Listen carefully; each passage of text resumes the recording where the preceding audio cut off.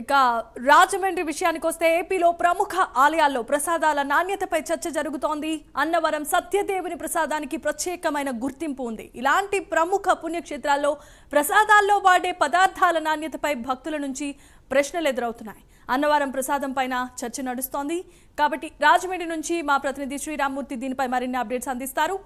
Right Sriramamurthy, over to you.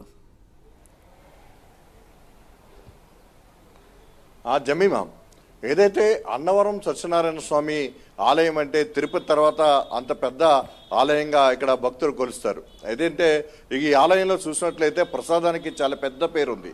అంటే తిరుపతి ప్రసాదాన్ని ఏ విధంగా అయితే భక్తులు వరప్రసాదంగా స్వీకరిస్తారో అంతకంటే ఇక్కడ కూడా సత్యనారాయణ స్వామి ప్రసాదాన్ని కూడా అదేవిధంగా కళ్యాణోత్సవం చేయించుకుని ఆ ప్రసాదాన్ని స్వీకరించడం ద్వారా ముక్తి పొందొచ్చు అనేది భక్తుల నమ్మకం. అలాంటి అన్నవరం సత్యనారాయణ స్వామి ఆలయంలో ఈ ప్రసాదం తయారీలో మొదటి నుంచి కూడా కొన్ని ఆరోపణలు, నాణ్యత మీద కొన్ని అనుమానాలు కూడా వ్యక్తమవుతున్న పరిస్థితి వస్తూ ఉండేది.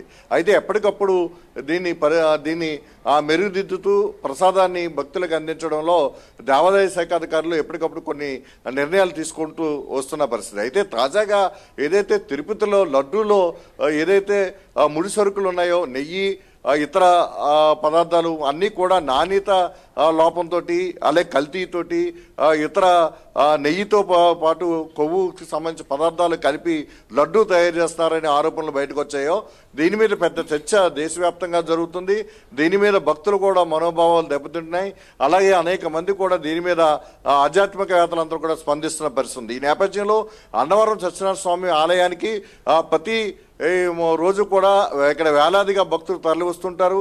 అలాంటి నేపథ్యంలో ఇక్కడ లక్షల సంఖ్యలో ఈ ప్రసాదం ప్రత్యేకించి లడ్డూ కాకుండా మామూలుగా ఒక హల్వా టైప్లో ప్రసాదం ఉంటుంది. గోధుమలతో దీన్ని ప్రత్యేకించి తయారు చేస్తుంటారు.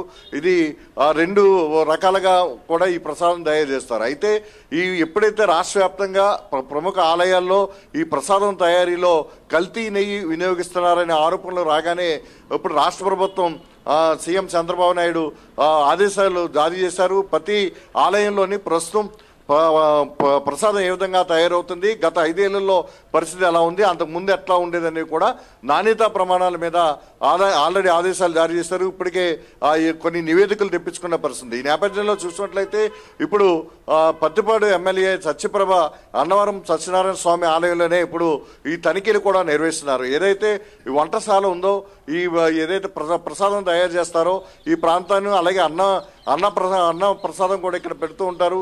ఈ మొత్తం అన్నసంతర్పణ చేస్తున్న ప్రాంతాలన్నింటినీ కూడా ఇక్కడ ఉండి ముడి సరుకుల్ని, ప్రసాదానికి వినియోగించే గోధుమల్ని, ఇతర పదార్థాలని కూడా ఎమ్మెల్యే సత్యప్రభ ఇప్పుడు పరిశీలిస్తూ ఉన్నారు.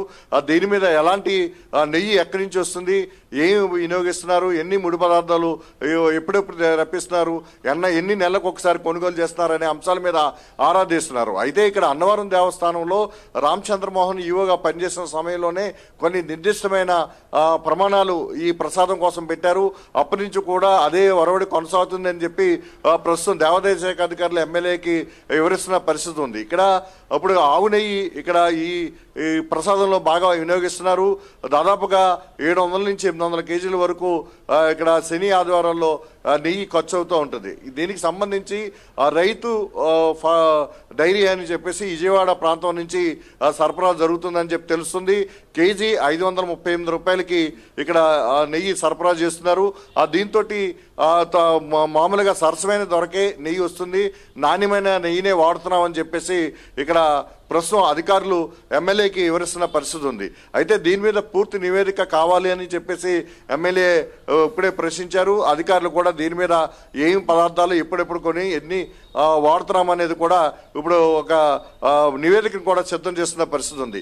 అయితే అన్నవరం దేవస్థానం ప్రసాదంలో ఇప్పుడు ఏదైతే తిరుపతిలో లడ్డూ ప్రసాదం కల్తీ జరిగి ఒక గొడ్డు మాంసానికి అలాగే కొవ్వుకి సంబంధించిన ఇలాంటి పదార్థాలు కూడా వాడుతున్నారనే ఆరోపణలు వచ్చిన నేపథ్యంలో మొత్తం అన్ని ప్రముఖ దేవాలయాల్లో కూడా ఈ తనిఖీలు కొనసాగుతూ ఉన్నాయి.